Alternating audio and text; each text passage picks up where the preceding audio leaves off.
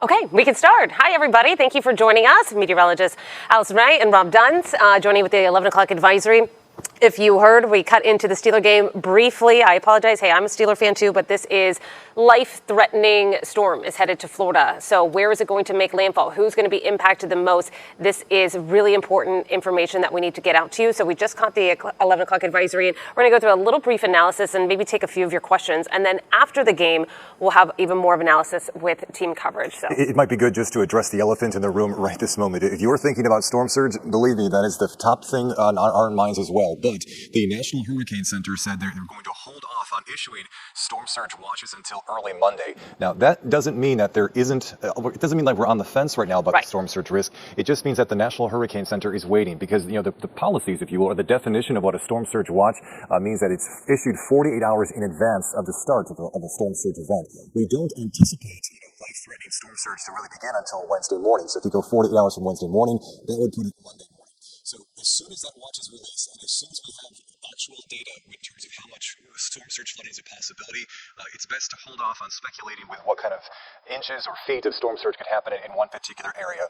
Believe me, we are as concerned about it as you are, but it is still a little too early, even if just by 12 or so hours, for us to be giving specific storm surge figures. And this is for your benefit too. You don't need more people to get out of the way than need to. So it's just important to take it step by step here. And these, when they issue evacuations, they're based on the storm surge potential. That's it. They're not basing evacuations on, hey, we think you're going to lose power or we think you're going to have a lot of rain. It's based on storm surge potential. That's how most fatalities are in these situations, from that rise of water. So they don't want to put out a forecast that isn't accurate. And right now at this point, with the position that Milton's at and the journey that it has to go and the variables of where it could make landfall, there's far too many variables at this time to give an accurate forecast. So you don't want to just blanket the entire West Coast with a range that is not going to be accurate for some parts of the coast. They really want to be specific. So that's why they're holding off on that forecast until there's more pieces to the puzzle, if you will. What we do know is that storm surge will be a huge factor for some parts of the West Coast.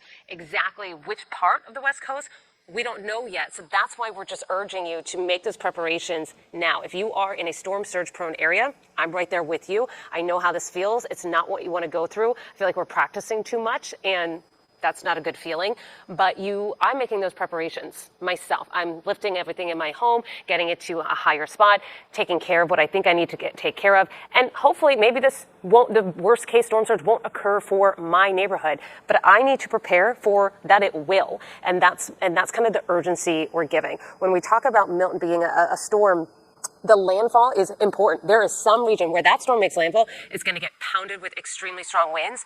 But then outside of that, the storm surge forecast will be much greater. And of course, since we are on Facebook, I'm doing my best to look at your questions, and we want to address as many of them as we can. Rihanna asks, hello, I looked at a lot of the models, and most of them have the storm trending more north, but when I tune into the news, they aren't saying anything. Well, this is the news, and we've been talking about it. Perhaps you didn't catch the earlier newscast. A lot of the global forecast models, the things that you've heard about in the past called like the American GFS or European forecast model, those have been trending toward the north, and we did show those earlier tonight, but those aren't the only forecast models that are available to us. Those are the ones you hear about the most in the news, but there's a number of tropical weather specific forecast models that are also considered when you look at this situation, and those have been trending south over the past 24 hours. The best thing to do is, instead of looking at one particular model or comparing it with a different forecast model, the best thing to do is to consider what you see on your screen there, that National Hurricane Center forecast cone. Those are drawn by humans from the National Hurricane Center, and they take into account the fluctuations that happen to be present within all these different forecast models. The ones you've heard about, like the American and the European, and also the ones you don't know about, like all those specific tropical weather ones.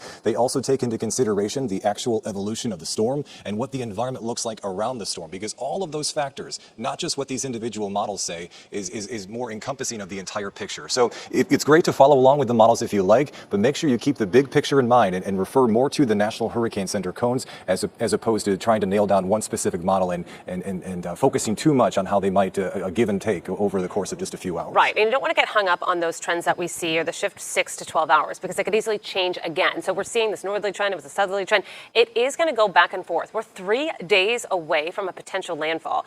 3 days away, there is a 100-mile forecast air. So that could mean a forecast, say, in here, say, in Southwest Florida versus the Tampa region. Those impacts are going to be wildly different depending on where exactly it makes that within those 100 miles. So that is something to consider. consider as well, and that's where the cone expands in time because your uncertainty grows in time. What we do know is that areas south of landfall is where the storm surge is. A lot of people asking about the watches and warnings. Those are going to be issued, again, 48 hours. Sometimes they can issue them a little bit ahead of schedule when they're a little bit more clear on the forecast track. But because there's such an expansive region that could be impacted, they really want to be precise here and limit the amount of evacuations to who really needs to be evacuated and not have a kind of a false evacuation need. So that's why they're kind of holding off to that 48-hour advance, which really isn't even until tomorrow afternoon, but they will most likely get those up first thing tomorrow morning. There's just a lot of questions within the next 24 hours. Ali, Steve asks, is it still looking like this will continue to be a quick-moving storm? Steve, in the last hour, I posted a brand new weather blog on NBC-2.com that explains the steering current setup with this particular hurricane. Though it is moving very slow right now, I believe the last check here was at just 7 miles per hour. We do still anticipate the forward motion or the forward speed of the hurricane to pick up as it starts moving toward the northeast. You can see the graphics that Allison has up there on the side of your screen. We do anticipate the storm to move a little bit faster because we still anticipate a cold front to move into the northwestern section of the Gulf of Mexico within the next 2 days. And that should allow a faster movement of the steering currents, which should help Milton to move along a bit faster. It doesn't mean it's going to race through like a Hurricane Charlie was a super fast storm, but we do expect it, at least right now, to move faster than like a Hurricane Ian type storm, which was moving very slowly when it was moving over our community back in September of 2022. So the answer to your question is yes for now. We still do anticipate it to be a quick moving storm when it is closest to Florida. And I think that can be a little confusing too with the speed and how it's changing and why the timing is not really on our side. If this storm were to continue at 5-7 miles per hour, we would have until the end of the week to really see where this is going to make landfall, and we would have maybe a day or so more to prepare exactly where we see this headed. Because this is going to pick up so much speed within a short amount of time, we might not have a better idea of where this is going to make landfall until the day before, because it's going to make up so much time within a 24-hour period picking up its pace. So within a day before, now it's too late to prepare, right? Now you need to hope that you have prepared for the worst, and then we kind of see where that forecast goes, and that's why we're kind of urging everyone to prepare now. There might be some people that over-prepare, and the storm is a worst-case scenario for somewhere outside of you where you live, but this storm is so massive and so intense that we need everybody within this region that could be impacted to be ready now. Sean Johnson just asked, what about the wind potential for our area? So right now, our entire community is very much within the forecast cone. Now, you've probably heard us say, don't focus only on the forecast cone because it is not an impacts cone. But what that cone is trying to convey to you is where the center of the hurricane, where the most intense Category 3 or Category 4 force winds when it's over the Gulf of Mexico would most likely be. Right now, we still cannot rule out the hurricane making a landfall in our community on Wednesday. We might be able to at some point, but right now we can't make that determination. As long as we are inside a forecast cone, we have the possibility of the immediate center where the most impactful winds would be to move across our area. Now, if in the next 2 days the forecast cone shifts toward the north, yes, that means the wind threat would begin to be not as big for our area, but the storm surge threat will remain either way. We're going to get storm surge if the hurricane hits us directly, and we're going to get storm surge if the hurricane hits north of us. How much will vary, of course, but when you talk about what are the impacts of hurricane force winds, that's the one point that you want to focus on the center of those cones for, because that's where you're most likely to see the most intense Category 3 or Category 4 force winds. But again, outside of that, though, the storm surge threat is not communicated to you inside that forecast cone. And we are getting a lot of questions about our inland spots, LaBelle, Lehigh, areas in Gateway. What about your threats? So right now, again, it's a little hard to determine what your threats will be specifically without knowing where it's going to make landfall. Your greatest impact for areas inland will be if a landfall is in Southwest Florida. That would really increase the wind potential for areas inland. That would increase tornado potential. Also, the heaviest rain right now looks to be to the north. If this were somehow to move even farther south and bring that swath of rain farther to the north, we could deal with much more rain potential. So inland spots are always going to be in a better scenario when it comes to storm surge. And hopefully we can stay away from a landfall scenario. That's where the inland communities would be in a much trickier spot. For now, I would love to be in Lehigh and Gateway, but that forecast could easily change. Allison, Jamie asks, I'm in Zone D in Cape Coral. How will I know if I have to evaluate? But I believe she meant evacuate. So if you're in Zone D in Cape Coral, how would you know if you're being asked to evacuate? Right now, up to this point in time, the only part of Lee County that has a mandatory evacuation is for Fort Myers Beach. up to this point, there have been no mandatory evacuations ordered for any of the zones in our community. Now, if we get to the point where evacuation zones are ordered to evacuate, those would happen from the local officials within Lee County. And of course, we would push that information out to you on NBC-2.com, the NBC2 News app, and it would also be broadcast on television. Because we're going back to a weekday shift now, we'll have constant coverage of the hurricane throughout the day tomorrow. So if and when we get to the point where evacuation zones are listed as being ordered to evacuate, it's through the local media where you'd be able to get that information. Or, of course, you can always go directly to Lee County Emergency Management's website, and they would, of course, list those there as well. Zone D, though, is not likely to get called to evacuate on this one. You're pretty high up there, so Zone D is a relatively safe location in our area. The risk level starts at A as being the highest, and then the higher up the alphabet you go, the lower the risk happens to be. So if there is to be an evacuation, perhaps it would include portions of Zone A, but again, that is up to the officials in Lee County or Charlotte or Collier County to issue. But if you live near the water, don't feel as if you need the government to tell you to evacuate. If you can see water from your living room, if you live on a river or a bay or a harbor up against the Gulf of Mexico, I would suggest you make plans right now to find a safer place to be on Wednesday.